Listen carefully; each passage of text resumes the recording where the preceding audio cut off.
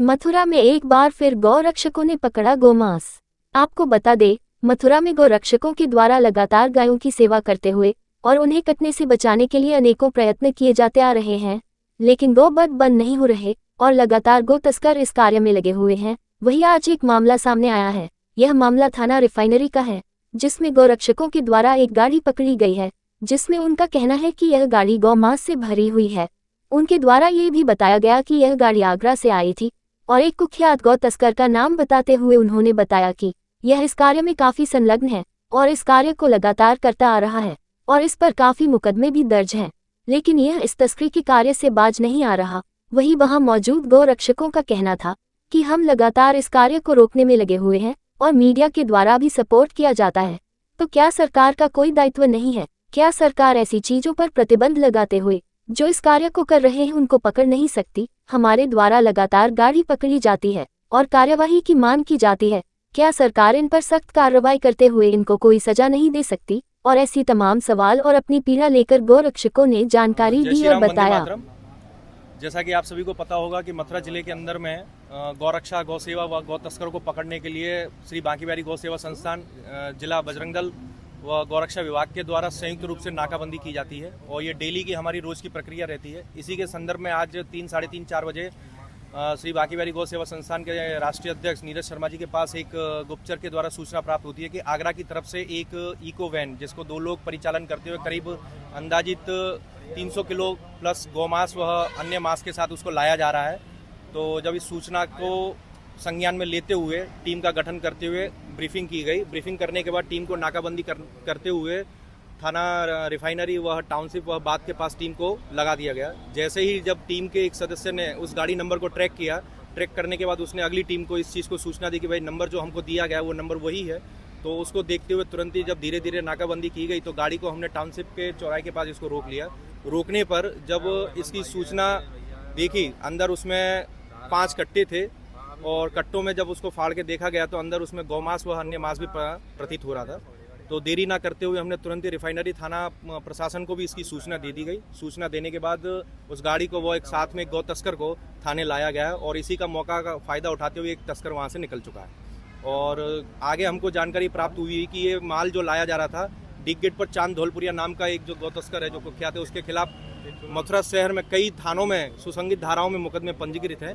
तो उसके यहाँ पर ये माल आ रहा था। साथ के साथ काशीराम के अंदर में भी ईशू नाम का एक व्यक्ति है जो भी वो भी इस तरह के गौमांस व अन्य मांस का क्रय विक्रय करता है। तो उसके यहाँ पर ये मांस आ रहा था। कहाँ से आ रहा था ये मांस आगरा से, फतेहाबाद आगरा से आ रहा था ये मांस। और ये डेली के इन लोगों की सर्विस। और खासकर सबसे बड़ी बात ये थी कि इस इको वैन में प्रेस लिखा हुआ था। यानी आप जान सकते हैं कि प्रेस लिखा हुआ तो कोई भी आदमी इतना इसको संदिग्ध नहीं देख सकता है कि गाड़ी क्या है। एक चीज और पूछना चाहेंगे कि अभी आपने कहा आप लगातार इस तरीके के जो है काम करते हैं, गौरक्षक दल के द्वारा आगे की क्या प्रोसेस रहेगी? क्योंकि बार बार ये जो गौमांस पकड़ा जा रहा है बंद नहीं हो पा रहा है।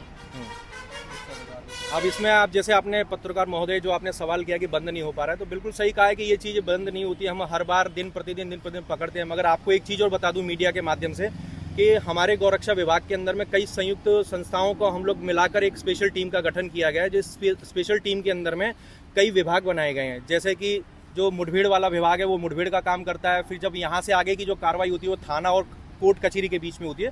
तो वहाँ पे हमारी एक लीगल टीम है जो करीब 12 लोगों की लीगल टीम है। फिर उस लीगल टीम के माध्यम के द्वारा जो लोग इस व्यापार को करते हैं या इस व्यापार में जो संलिप्त हैं जो लोग, उनके खिलाफ कठोर से कठोर कार्रवाई होती है। और आगे चल के आपको बता दूं कि कई मुकदमों के अंदर में उनको सजा भी हुई है। अभी रिसेंटली हमने 7 दिन पहले करीब 50 किलो एक गौमांस पकड़ा गया था जो थाना रिफाइनरी SHO के द्वारा इसकी कार्रवाई की गई थी, जिसमें गौमांस प्रतीत हुआ, लैब में वो पाया गया और अपराधी को पकड़ के जेल में भेजा गया। मगर आपके माध्यम से एक चीज़ भी वो कहेंगे, चाहे ये चीज़ कितनी भी क्यों ना बढ़ जाए, हम अपनी आखिरी सांस तक हम अपनी गौ माता को और अपने मथुरा शहर में जो माननीय मुख्यमंत्री योगी जी का जो प्रतिबंधित क्षेत्र है, श्री कृष्ण जन्मभूमि है या मथुरा जो व्रत क्षेत्र है, यहाँ पे किसी भी तरह का अनैतिक कार्य नहीं होने देंगे। इसके लिए चाहे अगर हमें अपनी सांस तक लड़ना पड़ेगा बिल्कुल लड़ेंगे।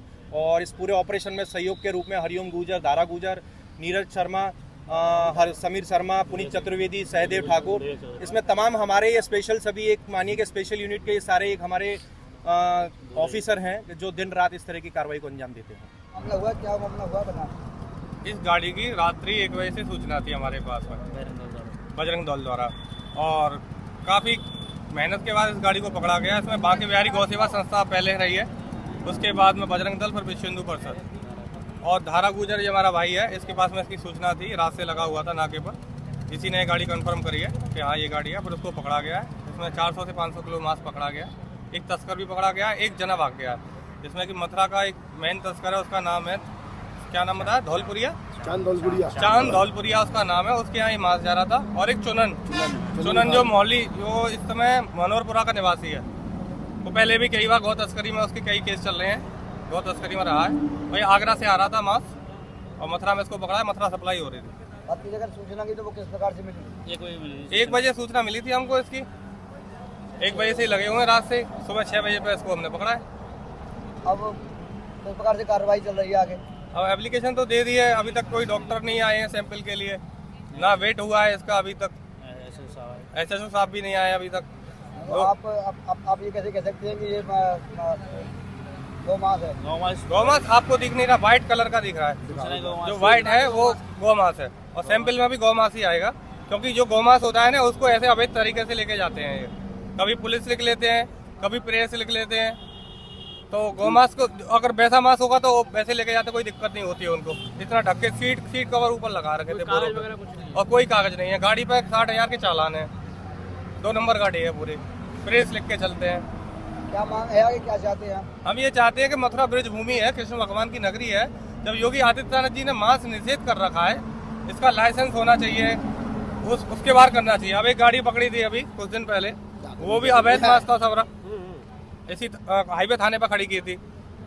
खाल की गाड़ी पकड़ी थी, वो भी अवैध था। ये पकड़ी, ये भी अवैध है। इसके तो पेपर भी नहीं है, ना गाड़ी के कागज है, ना लाइसेंस है, ना कुछ है उसके पास। गाड़ी 50,000 का चालान है। हमारा तो प्रशासन से और 60,000 का चालान है। और प्रशासन से हमारा एक विनती है कि भाई अपने रात्रि में जो पुलिसकर्मी लगते हैं, जो संदिग्ध गाड़ी हैं, उनकी चेकिंग करानी चाहिए। गौरक्षकों का कहीं थोड़ा ही है पूरा सिस्टम कि गौरक्षक ही करेंगे, थोड़ा पुलिस को भी करना चाहिए, कभी पुलिस को भी गाड़ी पकड़नी चाहिए। हम तो ये कहना चाहते हैं।